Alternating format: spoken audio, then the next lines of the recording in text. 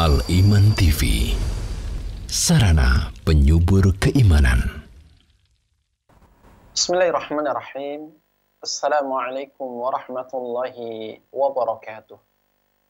Alhamdulillahi rabbil alamin. Wabihi nasta'inu ala umuri dunya waddin. Wassalatu wassalamu ala ashrafil anbiya'i wa sayyidil mursalin. Nabiyyina wa rasulina Muhammadin wa ala alihi wa sahbihi wa man tabi'ahum bi ihsanin ila yaumiddin. Wa ashhadu an la ilaha illallah wahdahu la syarika lah wa ashhadu anna Muhammadan abduhu wa rasuluhu amma ba'd. Alhamdulillah, segala puja dan puji syukur kita panjatkan kepada Allah Subhanahu wa Ta'ala, yang mana di kesempatan siang yang baik ini kita kembali dimudahkan untuk bisa berjumpa, bersua dalam program kajian siang yang semoga kita diberikan tambahan ilmu yang bermanfaat dan keistiqamahan serta taufik di dalam mengamalkan ilmu tersebut. Kedua kalinya salawat beriring salam semoga senantiasa tercurahkan kepada junjungan dan panutan kita, baginda Nabi yang mulia Muhammad sallallahu alaihi wa alihi wasallam, kepada keluarga beliau, para sahabatnya, dan juga orang-orang yang senantiasa mengikuti tuntunan Rasulullah sallallahu alaihi wa alihi wasallam sampai akhir zaman. Ma'asyiral muslimin wal muslimat, saudara-saudariku kaum muslimin, kaum muslimat, para pemirsa budiman dan pendengar setia di Suara Al-Iman dimanapun Anda berada, rahimani wa rahimakumullah. Insyaallah ta'ala di kesempatan yang baik ini kita akan membahas kembali dari bahasan yang sangat penting terkait dengan perbedaan manhaj ahlus sunnah wal jamaah dengan kelompok menyimpang lainnya di dalam menasihati penguasa. Dan ini merupakan bahasan yang disampaikan oleh mualliful kitab Al-Furuqu baina manhaji ahli sunnati wal jamaati wa manhaji mukhalifihim, yakni Syekh Shalih bin Muhammad Sawih hafizahullahu ta'ala. Di sini kita akan kembali ulang perbedaan yang ke-8. Yang mana perbedaan yang ke-8 ini merupakan perbedaan yang terakhir yang membedakan antara ahlus sunnah wal jamaah dengan kelompok menyimpang yang lain. Khususnya di dalam bab ingkarul munkar, yakni mengingkari kemungkaran. Pada perbedaan yang ke-8 akan dijelaskan kepada kita oleh al-muallif hafizahullah ta'ala bahwasanya al-sunnah wal jamaah memiliki satu karakteristik yang khusus dibandingkan dengan yang lainnya di dalam menegakkan ingkarul munkar, di dalam menegakkan ingkaru al-munkar. Apa karakteristik khusus ini? Disebutkan nanti, ya, ada yang namanya syumuliyah atau syumuliyatun, yaitu keuniversalan di dalam mengingkari segala macam bentuk kemungkaran, ya, baik itu terkait dari sisi akidah ataukah ibadah, atau mungkin muamalah, atau perkara-perkara agama yang lain. Selama di situ terdapat satu kemungkaran, maka al-sunnah wal jamaah pasti akan menegakkan ingkarul munkar. Sebagaimana halnya pula pelaku yang melakukan kemungkaran, ya, orang yang melakukan kemungkaran, siapapun dia, tidak pandang tua, muda, tidak pandang jabatan, pangkat, tidak pandang kerabat, famili, maupun teman, selagi mereka melakukan kemaksiatan, melakukan kemungkaran, maka Ahlussunnah wal Jamaah pasti akan menegakkan ingkarul munkar. Demikian pula, tatkala kemungkaran itu terjadi di berbagai macam tempat, apakah di rumah, apakah di jalan, apakah barangkali di tempat umum, atau bahkan di tempat ibadah sendiri pun, ketika itu adalah kemungkaran yang bertentangan dengan syariat Islam, maka Ahlussunnah wal Jamaah akan menegakkan ingkarul munkar. Ya, inilah maksud dari syumuliyah, dari keuniversalan, ya, bagaimana metode Ahlussunnah di dalam menegakkan ingkarul munkar. Sebagaimana seorang muslim, seorang mukmin Ahlussunnah wal Jamaah diperintahkan untuk melakukan amar ma'ruf dimanapun dia berada, maka demikian pula diperintahkan untuk menegakkan ingkarul munkar, yaitu mengingkari berbagai macam kemungkaran-kemungkaran yang ia lihat. Jika ia memiliki kekuatan, memiliki tangan, memiliki kewenangan, memiliki kekuasaan, maka cara ini yang harus diutamakan. Jika tidak, maka dengan cara nasihat, dengan cara dakwah, ya, dengan cara memberikan masukan, memberikan saran. Jika tidak bisa, maka ingkarul munkar tetap harus ditegakkan, walaupun hanya dengan hati, dalam artian hati mengingkari, namun tiada daya dan upaya untuk mengingkarinya secara fisik.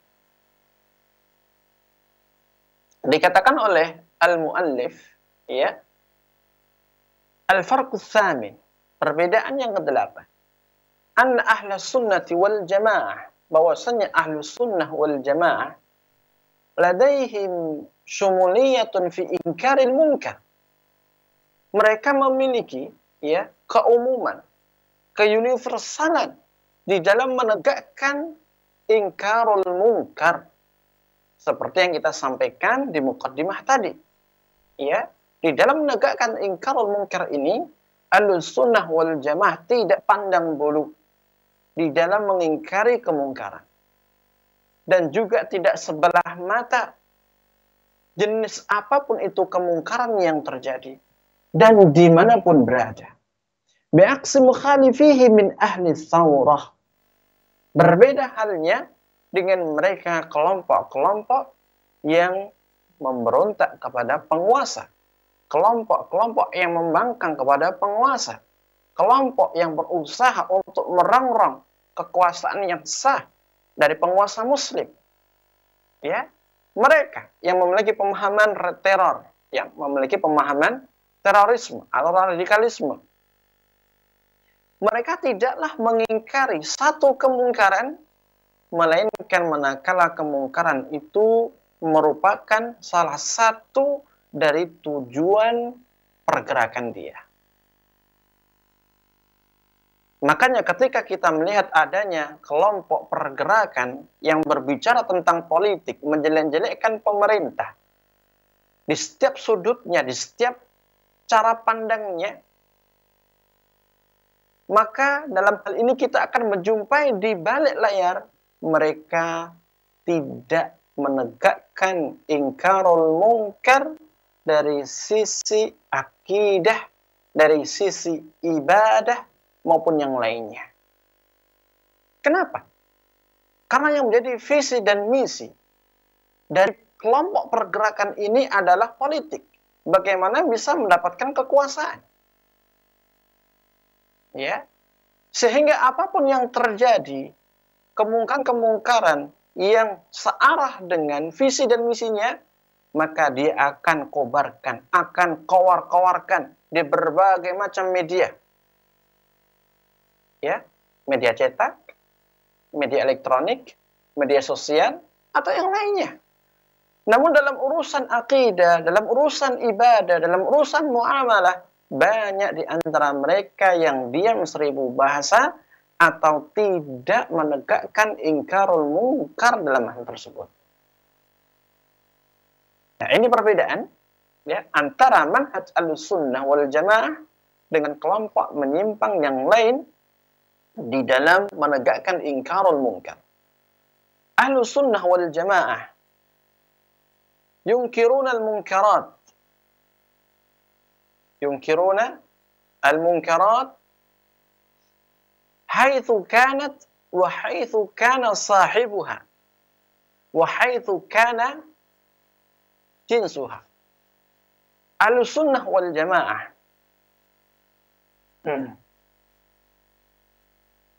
bahwasanya Ahlussunnah wal Jamaah yunkiruna al-munkarat, mereka mengingkari kemungkaran-kemungkaran haitsu kanat, dimanapun kemungkaran itu berada, dimanapun kemungkaran itu terjadi, ya, dimanapun. Apakah di tempat umum, di tepi jalan, di tengah jalan, di rumah, ya, tempat kerja, di pasar, atau bahkan di masjid-masjid Allah. Selama di situ terdapat kemungkaran, maka Ahlussunnah wal Jamaah pun mengingkari hal tersebut. Wa haitsu kana sahibuha, dan siapapun orang yang melakukannya tidak melihat pandang bulu, apakah dari kerabatnya, ataukah dari orang tuanya sendiri, dari temannya, dari tetangganya, atasannya, selama itu kemungkaran, Ahlussunnah mendahulukan untuk mengingkari kemungkaran tersebut tanpa memandang status maupun jabatan pelaku kemungkaran. Wa haitsu kana jinsuha, dan bagaimanapun jenis dan macam kemungkaran itu. Apakah terkait dalam masalah akidah? Selama ini menyangkut perkara akidah, maka Ahlussunnah akan mengingkari. Ataukah terkait dari perkara ibadah? Jika itu terjadi dan ada dalam perkara-perkara ibadah, maka Ahlussunnah wal Jamaah pun juga akan mengingkarinya. Dalam masalah muamalah maliyah, ya, atau dalam masalah akhlak, atau dalam masalah al-azkar, zikir-zikir, semuanya jika terdapat satu kemungkaran, satu perkara yang batil, yang tidak sesuai dengan aturan Allah, aturan Rasulullah alaihi salatu wassalam, maka mereka Ahlussunnah wal Jamaah pasti menegakkan ingkarul munkar. Yang dimaksud dengan kemungkaran, ma'asyiral muslimin, adalah perkara-perkara yang bertentangan dengan ajaran agama kita. Kemungkaran adalah perkara yang diharamkan, yang dilarang oleh agama kita. Kemungkaran adalah perkara yang batil, yang berseberangan, bertolak belakang dengan agama kita.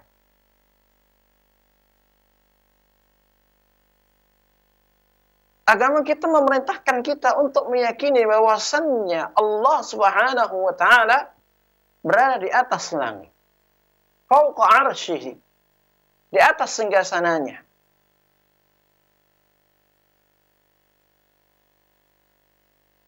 Ini adalah perkara yang diperintahkan kepada kita. Tatkala seorang meyakini Allah di mana-mana, maka ini merupakan kebatilan.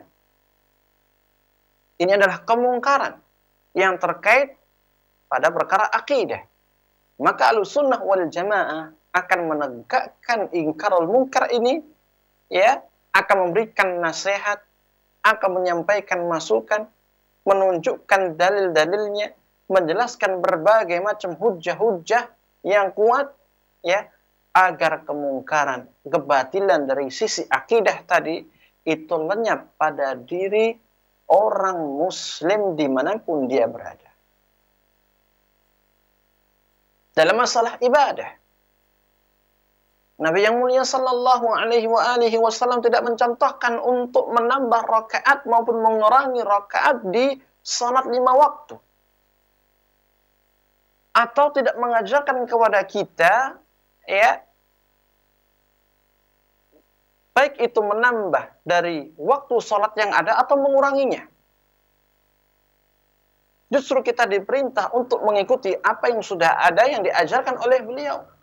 Ada subuh, ada zuhur, ada asar, ada maghrib, ada isya. Dengan komplit rokat-rokatnya yang jelas. Nah, tatkala muncul sebuah ibadah yang diatasnamakan Islam, yang ternyata mengajarkan kepada seseorang tertentu bahwasannya rokat-rokat dari sholat 5 waktu itu berbeda dengan yang diajarkan Nabi, ini kemungkaran namanya. Ini kesalahan, ini kebatilan.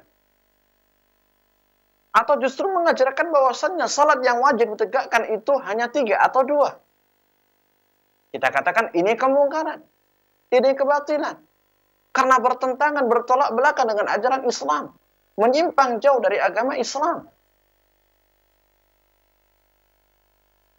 Maka Ahlussunnah wal Jamaah tatkala mendapati kemungkaran itu terjadi dari sisi akidah, dari sisi ibadah, maka mereka pun pasti akan mengingkarinya. Makanya tidak heran ketika di akhir-akhir ini muncul pemahaman Al-Bahai, maka kita jumpai ya ingkarul munkar dari ulama-ulama Ahlussunnah wal Jamaah menjelaskan kepada masyarakat kaum muslimin bagaimana sesatnya pemahaman tersebut. Dari ini semuanya merupakan metode dan manhaj Ahlussunnah wal Jamaah di dalam menegakkan ingkarul munkar.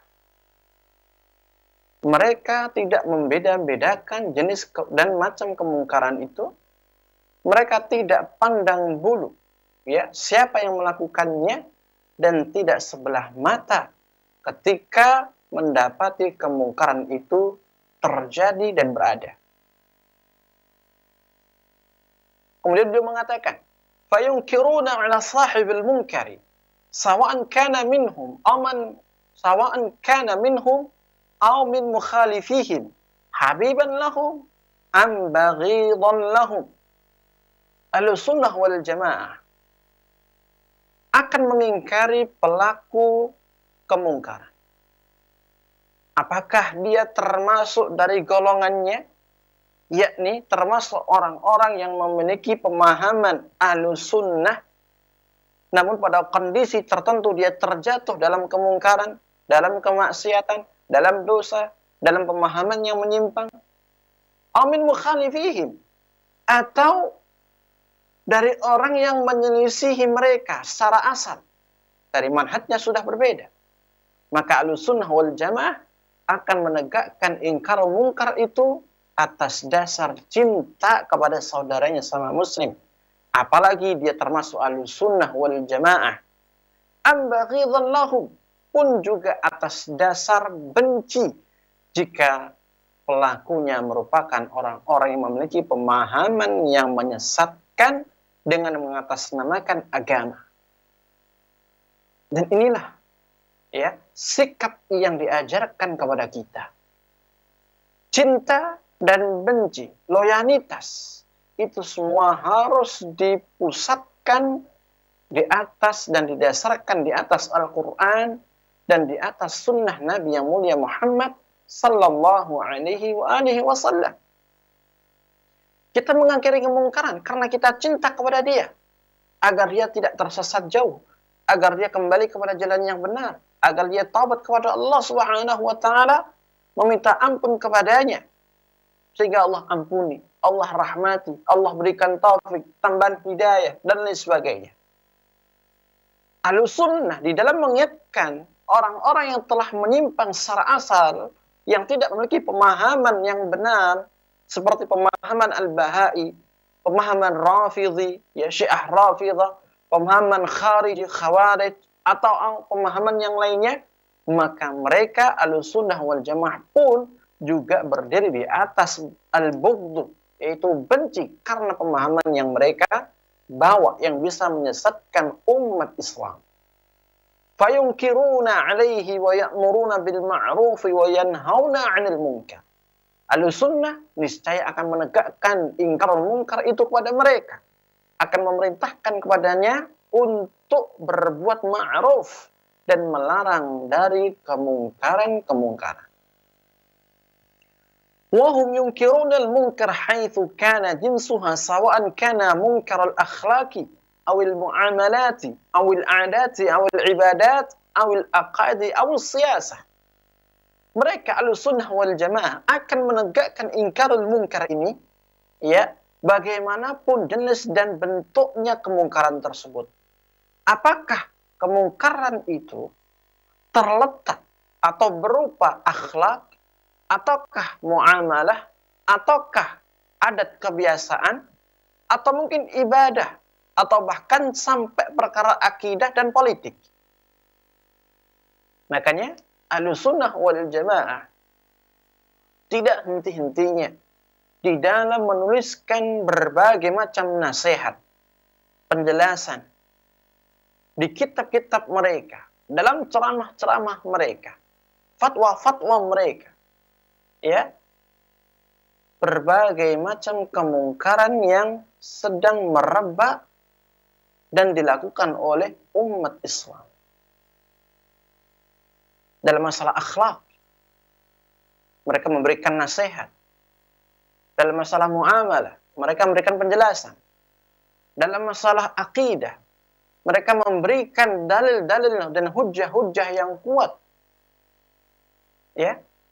Dan juga dalam hal politik, mereka selalu memberikan untayan-untayan dan wejangan serta nasihat, ya, kepada umat Islam agar mereka tidak termakan oleh pemahaman yang menyesatkan, pemahaman yang menyimpang, agar mereka kembali ke jalan Allah, kembali kepada Al-Quran, kembali kepada sunnah Nabi yang mulia sallallahu alaihi wasallam. Ya, dalam bentuk apapun kemungkaran itu, maka Ahlussunnah pasti akan mengingkarinya. Karena memang di dalam melakukan ingkarul munkar ini, Ahlussunnah wal Jamaah tidak memiliki satupun kepentingan kecuali mengharap ridha dan cintanya Allah Subhanahu wa taala. Ahlussunnah wal Jamaah di dalam menegakkan ingkarul munkar ini dengan berbagai macam metode, tidak memiliki tendensi tertentu. Ya, tidak memiliki. Tidaklah mereka melakukan ini kecuali karena atas dasar ikhlas, murni ibadah kepada Allah Subhanahu wa taala. Karena sebagaimana seorang muslim diperintah untuk melakukan perbuatan yang ma'ruf, maka dia pun juga diperintah untuk mencegah dirinya dari melakukan perkara dosa dan maksiat. Sebagaimana seorang muslim, ya, di dalam bertakwa kepada Allah, dia harus menegakkan amar ma'ruf, maka demikian pula dia harus menegakkan ingkarul munkar. Karena yang namanya takwa adalah menjalankan perintah Allah, ya, dan menjauhi larangannya.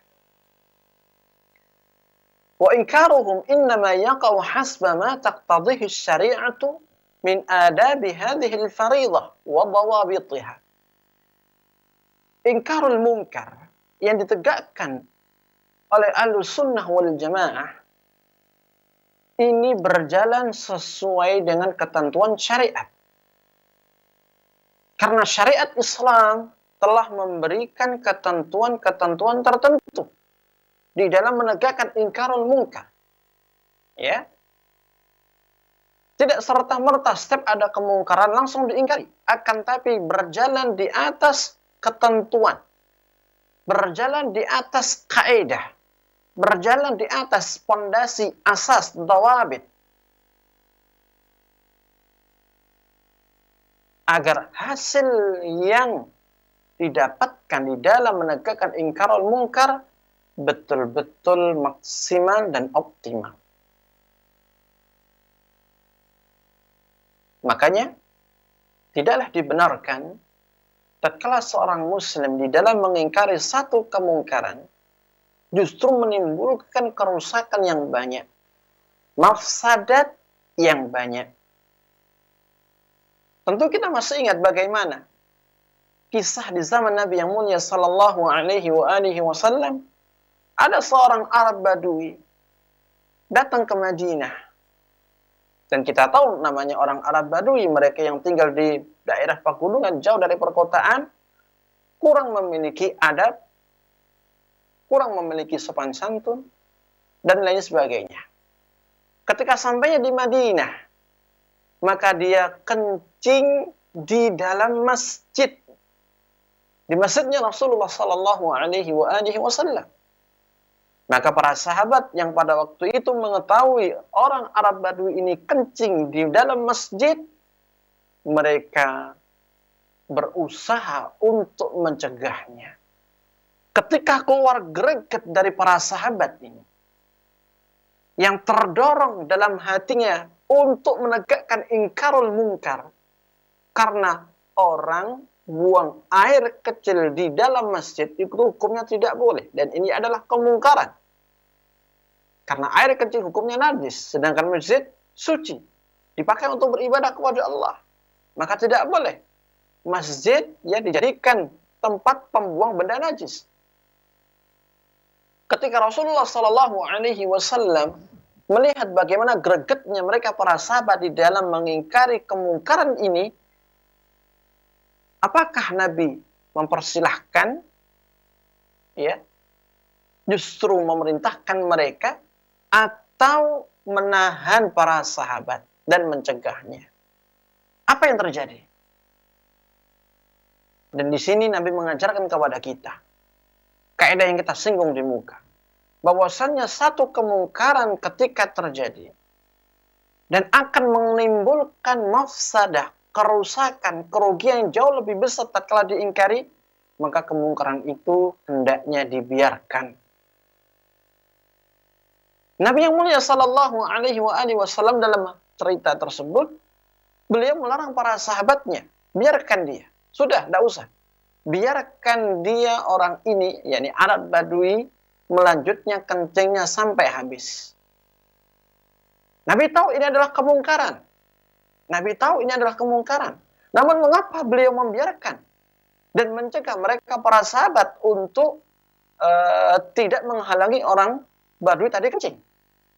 Jawabnya karena, sebagaimana penjelasan para ulama, kalau seandainya mereka para sahabat dengan greget, ya, dan geramnya terhadap orang Arab Badui ini, sehingga mengusir orang Arab ketika masih kencing, yang terjadi orang Arab ini akan kencing di banyak tempat dalam masjid, sehingga tempat banyak yang terkontaminasi dengan najis.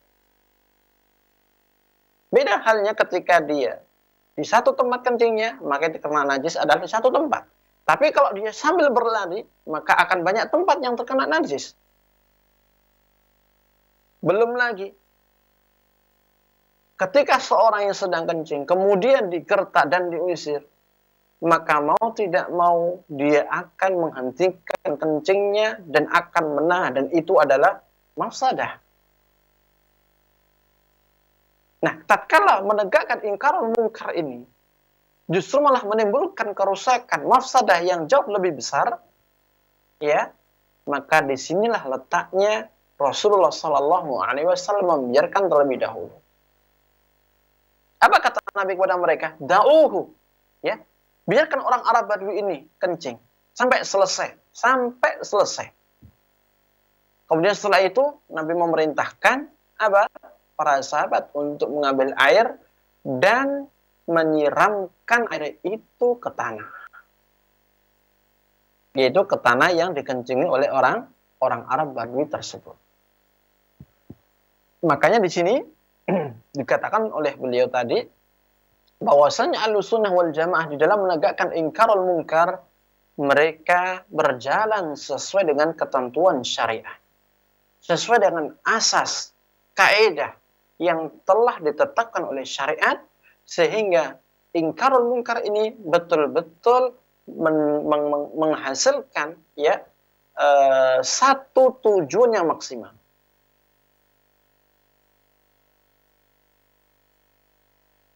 Kemudian dibawakan sebuah hadis dari Nabi yang mulia sallallahu alaihi wasallam yang dikeluarkan oleh Imam Muslim dari sahabat yang mulia Abu Sa'id Al-Khudri radhiyallahu taala an. Nabi bersabda, "Man ra'a minkum munkaran falyughayyirhu bi yadihi, fa in lam yastati' fa bi lisanihi, wa man lam yastati' fa bi qalbihi, wa dzalika dha'ful iman, wa dzalika adhaful iman." Siapapun yang melihat di antara kalian adanya kemungkaran. Nabi yang mulia sallallahu alaihi wasallam di sini menggunakan lafaz mungkaran, ya, bukan al-munkara, tapi mungkaran dengan sighah, dengan bentuk nakirah. Para ulama khususnya ahli usul fiqh menjelaskan bahwasannya ketika ada lafaz datang dalam bentuk nakirah, maka ini menunjukkan keumuman makna. Keumuman makna. Tatkala Nabi mengatakan munkaran, yaitu kemungkaran apapun, ini menyangkut kemungkaran dalam perkara akidah, dalam perkara ibadah, dalam perkara muamalah, dalam perkara akhlak, dan dalam berbagai macam perkara yang lainnya. Ya. Falyughayyirhu biyadihi. Maka hendaknya orang itu yang melihatnya merubah kemungkaran itu. Ya, merubah baik itu dengan cara menghilangkan, merubah baik dengan mengindahkannya kepada yang ma'ruf, biyadihi, dengan tangannya, dengan kekuasaannya, dengan kewenangan yang ia miliki, dengan jabatan yang ia miliki. Ya, jika memang orang ini memiliki apa? Kekuatan, memiliki jabatan, pangkat, ya, di tengah-tengah bawahan atau masyarakatnya. Fa in lam yastati' fa bilisani. Jika ia tidak mampu di dalam menegakkan ingkarul mungkar ini, merubah kemungkaran menjadi kebaikan dengan kekuasaannya, dengan kewenangannya, ia tidak bisa. Ya, maka fabilisani, dengan lisannya, dengan lidahnya, dengan nasihat, dengan dakwah, dengan masukan, dan berbagai macam hal yang bisa dilakukan oleh lisan tersebut. Kekuatan ia tidak punya, kekuasaan apalagi, kewenangan pun juga, jabatan pun tidak punya. Demikian pula dia tidak bisa berdakwah, tidak memiliki ilmu. Ya, dia pun juga tidak bisa menyampaikan nasihat, menyampaikan masukan, saran, atau yang semisalnya. Apa yang harus dilakukan? Wa man lam yastati' fa biqalbi. Dan barang siapa yang tidak mampu, ya, di dalam merubah kemungkaran dengan lisannya, fa biqalbi, maka hendaknya dia mengingkari kemungkaran tersebut dalam hatinya. Nah, dari sini kita mengetahui bahwasannya ingkarul mungkar itu adalah harga mati bagi setiap muslim. Kemungkaran apapun, dalam bentuk apapun, dimanapun, dan siapapun yang melakukannya, maka wajib untuk kita ingkari. Ya, wajib hukumnya untuk kita ingkari.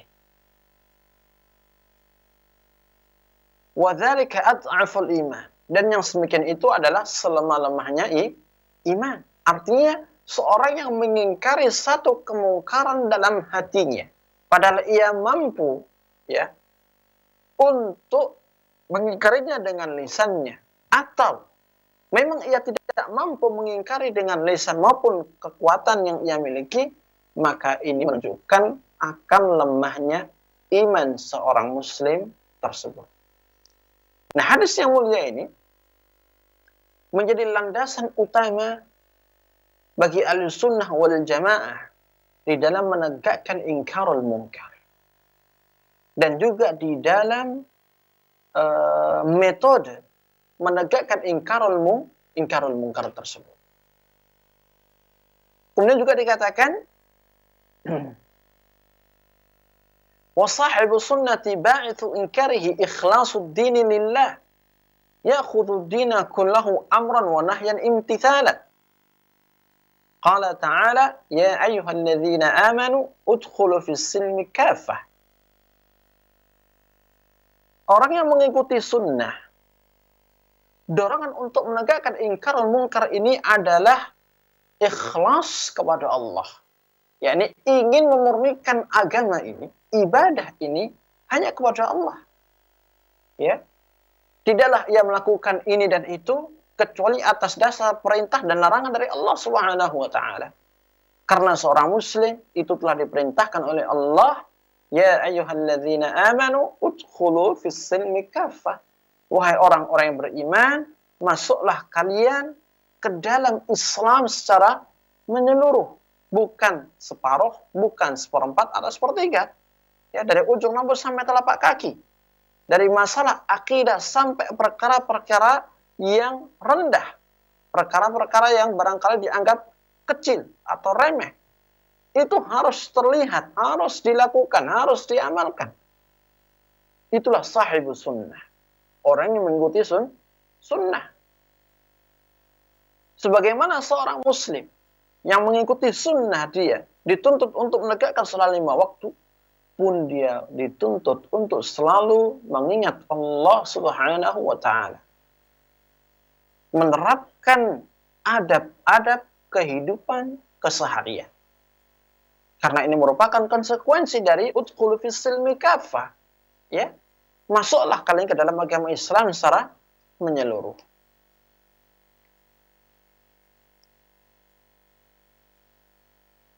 Kemudian dibawakan ya nukilan ucapan beberapa ulama dan a'immah yang diantaranya oleh Syekh Abdurrahman bin Nasir As-Sa'di rahimahullahu ta'ala. Beliau mengatakan, fi jami' syara'i'id din,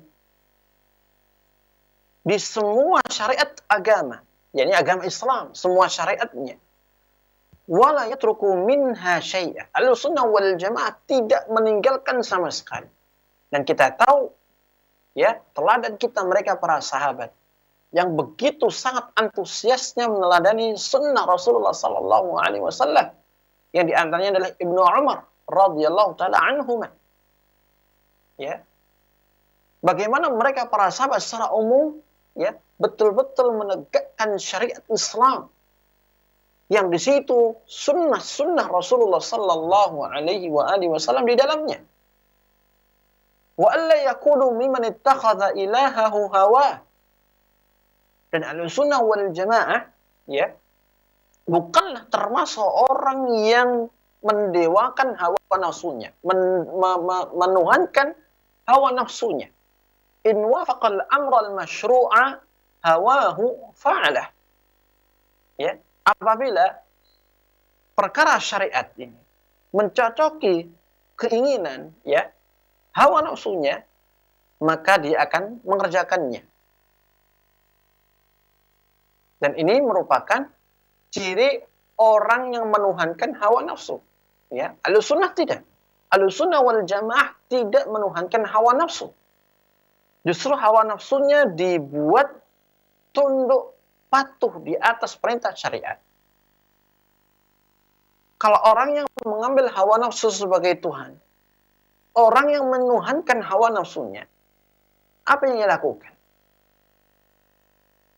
Dia akan melihat jika terdapat perintah, terdapat urusan agama, terdapat syariat agama yang mencocoki akan keinginan dan hawa nafsunya, dia akan melakukannya, dia akan mengikutinya, dia akan mengamalkannya, akan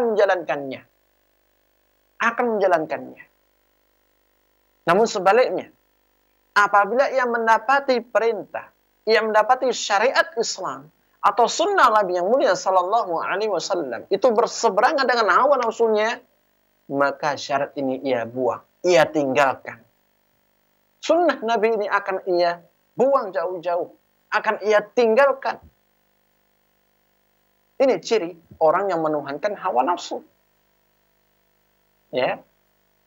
Dan kita hamba Allah, ya, jangan sampai menjadi orang yang diperbudak oleh hawa nafsunya. Jangan sampai kita menjadi orang yang dijadikan kalah dengan hawa nafsu. Memang ini adalah ujian. Memang ini adalah ujian yang berat. Ujian keimanan. Ya. Akan tapi hal itu akan menjadi mudah dan ringan tatkala kita meminta pertolongan kepada Allah Subhanahu wa taala.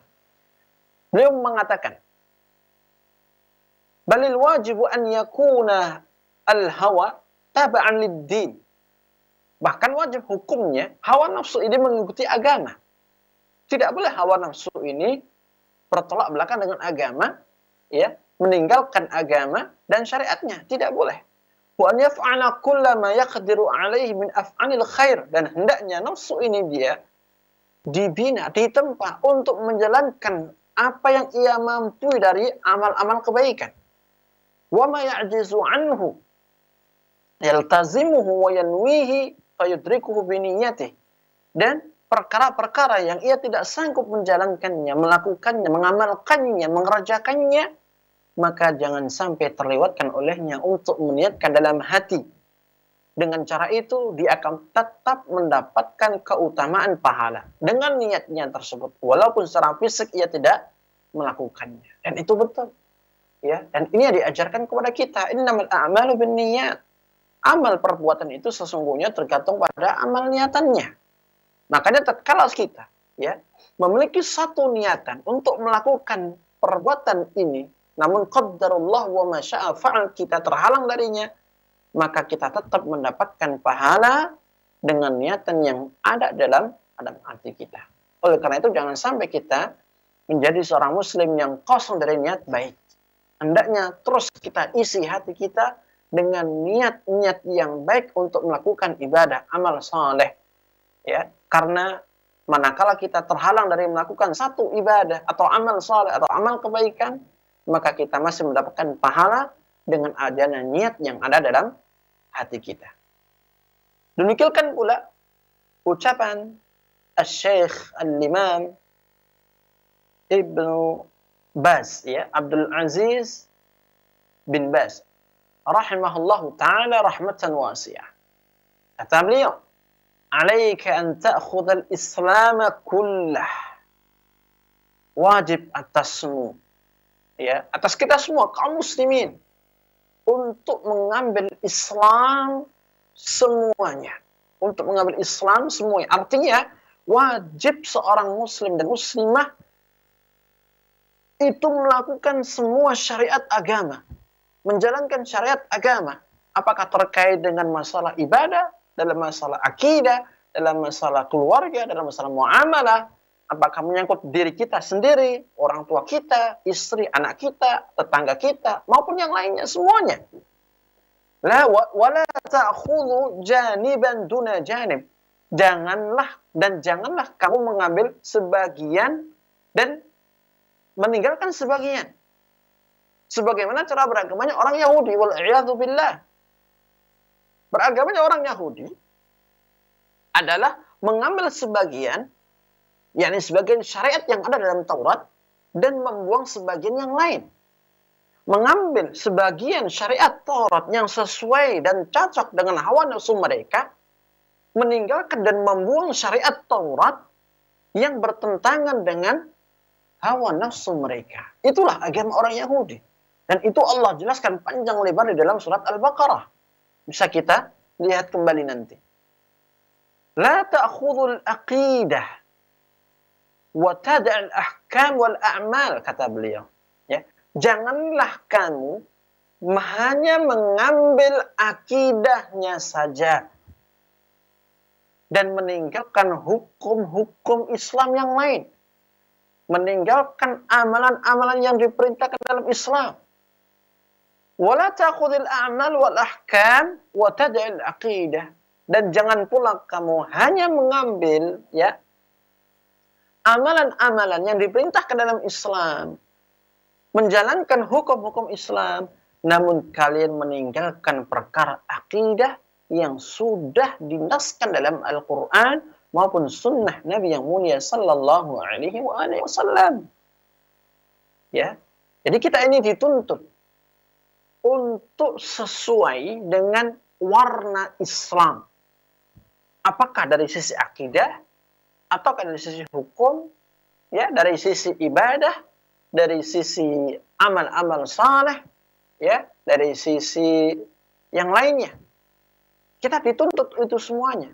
Karena Islam, ya, adalah syariat satu kesatuan yang tidak bisa dipisah maupun dibeda-bedakan antara satu dengan yang lain. Ya. Sebagaimana iman tidak boleh kita beda-bedakan, tidak boleh kita pisahkan antara satu dengan yang lainnya. Maka Islam pun juga sama. Makanya kalau kita melihat orang Jawa ketika memaknai kata agama, yaitu Islam, mereka mengatakan, ya, agama itu adalah ageman. Artinya apa? Satu pakaian yang dipakai untuk menutupi tubuh kita, sehingga aurat kita ini tertutup dengan pakaian tersebut. Dan ini merupakan kata kiasan yang menunjukkan bahwasannya Islam yang di dalam terdapat syariat, hendaknya itu diamalkan semuanya, diterapkan semuanya. Tanpa terkecuali, apakah terkait perkara akidah, perkara ibadah, perkara muamalah, akhlaknya, ya, dan lain sebagainya. Sampai dalam hal urusan berpolitik pun, ya, ada syariatnya. Maka ini harus dijalankan, diamalkan semua. Tidak boleh mengambil sebagian, meninggalkan sebagian.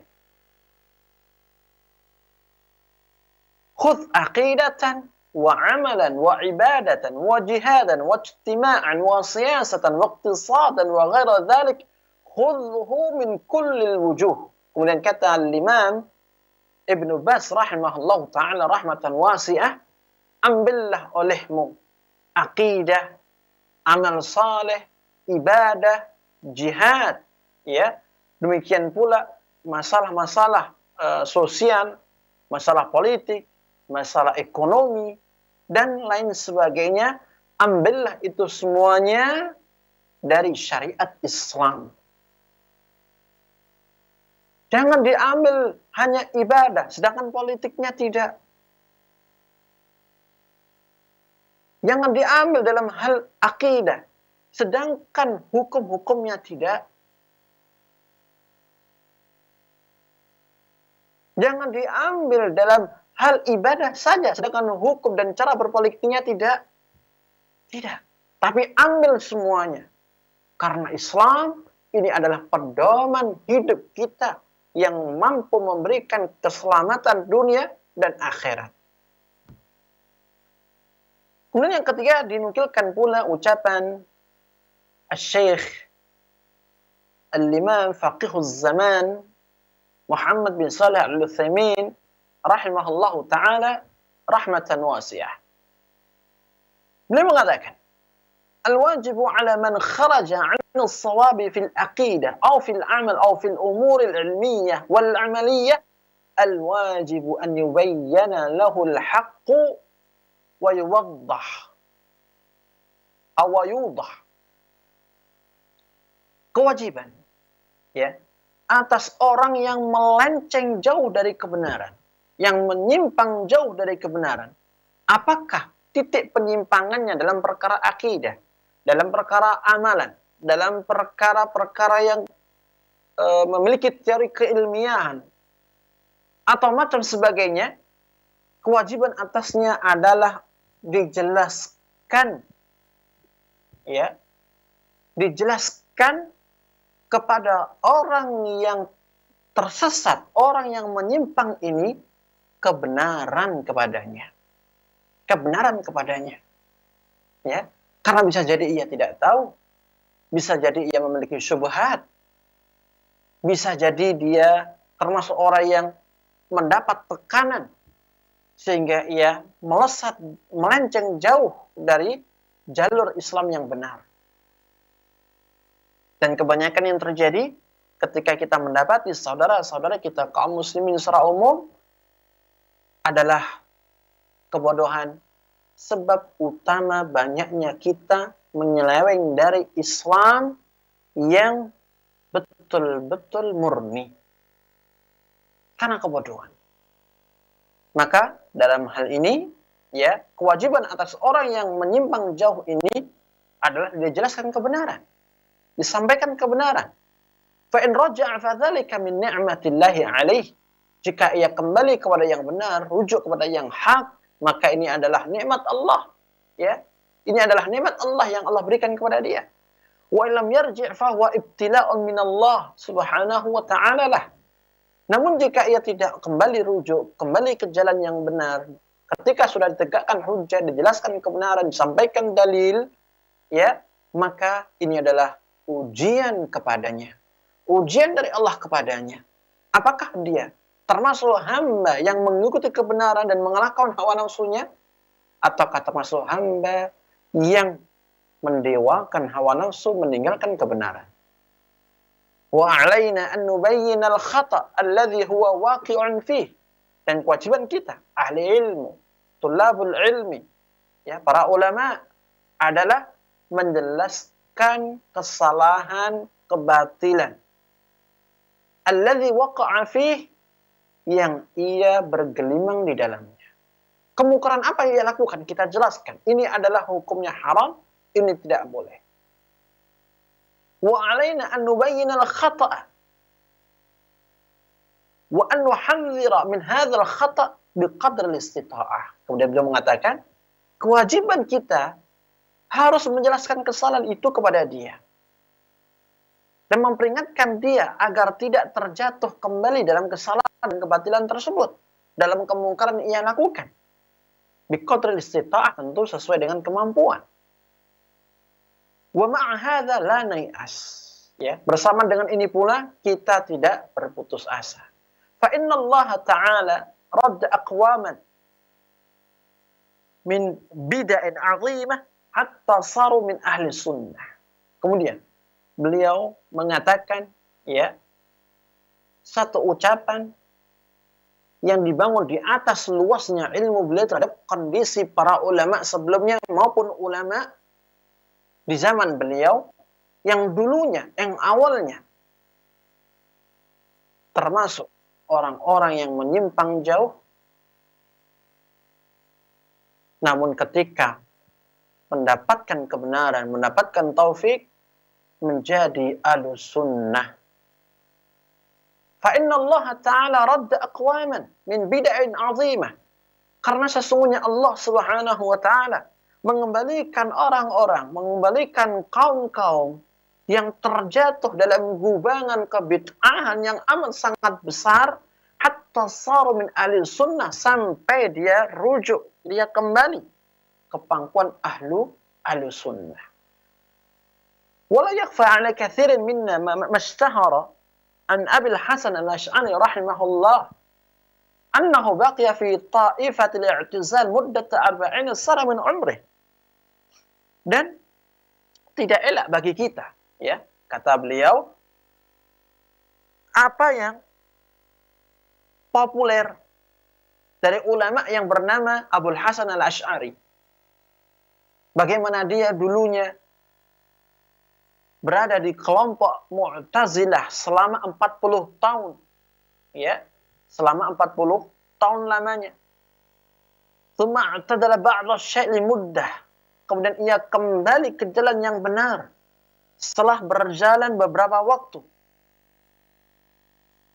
Tsumma hadahu Allahu 'azza wa jalla ila sabilil aqwam. Kemudian Allah berikan hidayah kepadanya untuk meniti jalannya Ahlussunnah.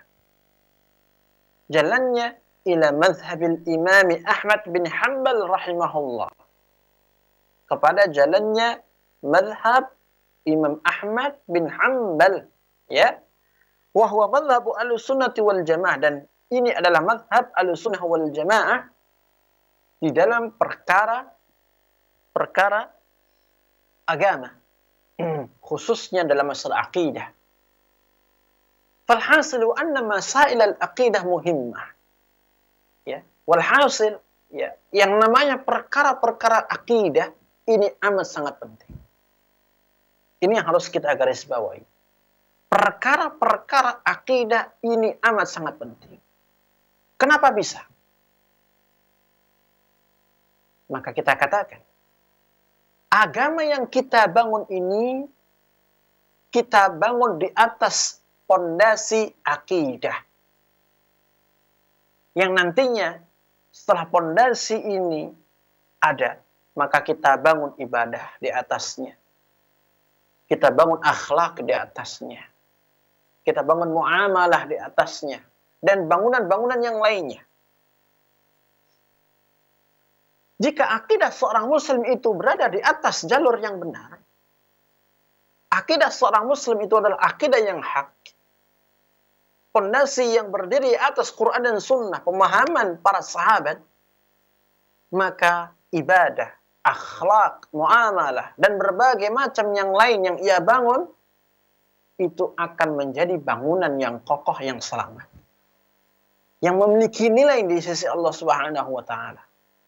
Namun tatkala akidah yang dibangun ini adalah akidah yang batil. Akidahnya Jahm bin Safwan, Jahmiyah, atau akidahnya Qadariyah, atau akidahnya Jabriyah, atau akidahnya Khawarij. Maka ibadah, akhlak, muamalah, dan berbagai macam bangunan yang lainnya itu akan sia-sia, itu akan hancur dan tidak bernilai. Akidah amat sangat penting. Akidah adalah perkara yang harus diprioritaskan oleh seorang muslim. Dan Nabi yang mulia sallallahu alaihi wasallam tidaklah memulai dakwah beliau kecuali dalam hal akidah, tauhid. Para sahabatnya memulai dakwahnya dengan akidah. Para ulama kita ya pun memulai dakwahnya dengan akidah. Dan kita pun juga demikian. Ya. Perkara akidah ini yang harus kita gencarkan untuk selalu kita pelajari. Wa yajibu tanasuh fiha kama yajibu tanasuh aidan fil umuril amaliyah. Dan wajib hukumnya untuk saling menasihati, ya, sebagaimana wajibnya dalam menasihati dalam perkara-perkara amalan ibadah. Kemudian di akhir bahasan al-muallif hafizahullah taala Syekh Shalih bin Muhammad Shawih beliau mengatakan, "Ammal mukhalifuna li ahli sunnati sawa'an kana minhum ahlu thawrah." Adapun kelompok-kelompok yang menyimpang dari manhaj ahlu sunnah wal jamaah, apakah dia termasuk kelompok orang yang memiliki pemahaman keras, pemahaman radikal, yang suka memberontak kepada penguasa dan merongrong kekuasaan sah penguasa muslim, wa hatta jami'i ahli ahwa, sampai kepada setiap kelompok yang mengikuti hawa nafsunya. Ya, apakah Mu'tazilah, Khawarij, Jahmiyah, atau yang lainnya?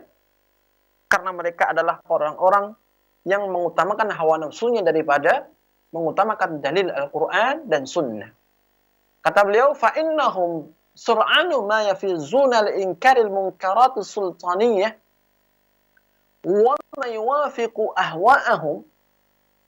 Ya, maka ya, orang yang memiliki pemahaman menyimpang, khususnya Khawarij, orang-orang yang memiliki pemahaman radikalisme, orang-orang yang menjadikan terorisme sebagai satu-satunya cara untuk menghancurkan kekuasaan penguasa muslim, maka begitu cepat mereka ya mengingkari kemungkaran-kemungkaran yang terkait dengan kepemerintahan.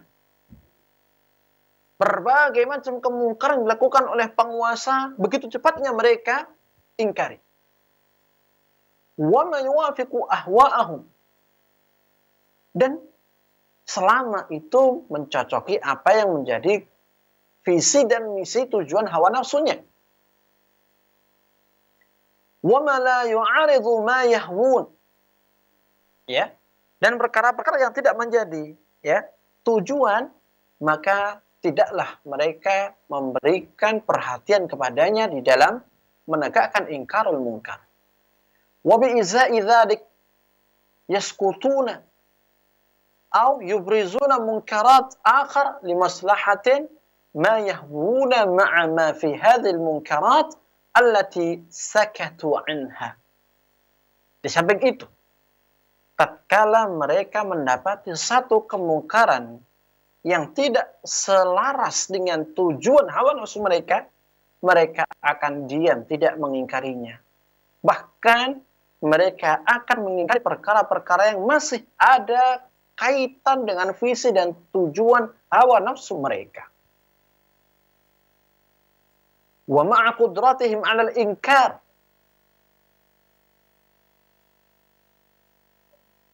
Wa ma'a qudratihim 'alal inkari min ikhtiraril mukhtarin wal tibasiha 'alaihim hatta hasabaha ba'du man la 'ilma lahu min al-'ammah annaha min ad-din wa annaha mimma la ba'sa bihi li sukutil ba'dhi anha. Nah, orang-orang tadi ya, tatkala mereka diam ketika mendapati dan melihat kemungkaran karena memang tidak cocok dan sesuai dengan tujuan dan visi hawa nafsu mereka, mereka diam padahal mereka memiliki kekuatan, mereka bisa mengubahnya, maka yang terjadi adalah orang-orang yang terpedaya, yang tertipu dengan pemahaman dan manhaj kelompok ini, dia akan menyangka bahwasannya satu perkara mungkar yang didiamkan ini adalah perkara yang boleh untuk dilakukan. Dan itu terjadi. Dan banyak terjadi. Ya. Berapa banyak pergerakan-pergerakan yang berusaha untuk menyatukan umat Islam dengan berbagai macam ya pemahaman selama mereka memiliki visi yang sama, tujuan yang sama, selaras dengan hawa nafsu kelompok ini, maka kelompok ini akan mendukungnya, memberikan support kepada mereka, tanpa melihat perbedaan yang ada di tubuh mereka. Walaupun kalau seandainya banyak sekali perkara-perkara yang menyimpang dari sisi akidah, dari sisi ibadah, dari sisi muamalah, orang-orang yang mengikuti pergerakan ini, maka tokohnya pun akan diam. Akan diam, akan dibiarkan. Karena memang tidak sesuai dengan visi, ya, misi, tujuan ya, dari pergerakan tersebut. Akan dibiarkan. Sehingga apa yang terjadi? Orang-orang awam ini yang mengikuti pergerakan ini akan menganggap, oh ini tidak mengapa hukumnya. Dalam Islam boleh. Buktinya kita tidak ingkari.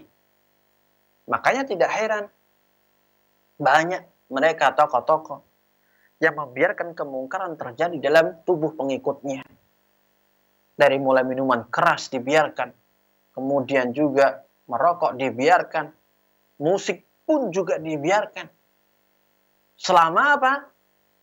Visi dan misi serta kepentingan itu berada di atas satu kesatuan sesuai dengan hawa nafsu kelompok pergerakan tersebut. Dan ini cirinya kelompok yang menyimpang dan cirinya metode mereka ya di dalam menegakkan ingkarul munkar. Mereka tidak akan mengingkari kemungkaran kecuali kemungkaran itu ya sejalan dengan visi mereka.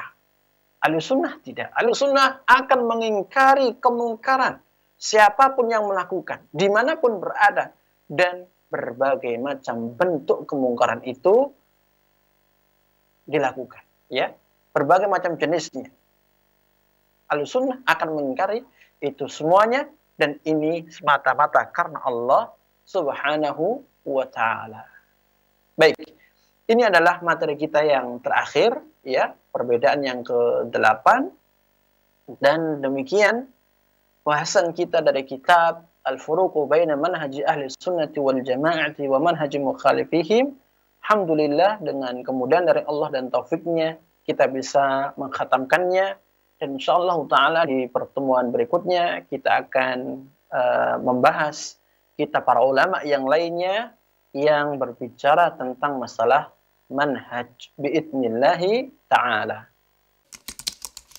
Dukung channel kami dengan like, subscribe, dan aktifkan notifikasi agar kamu tidak ketinggalan video-video menarik lainnya.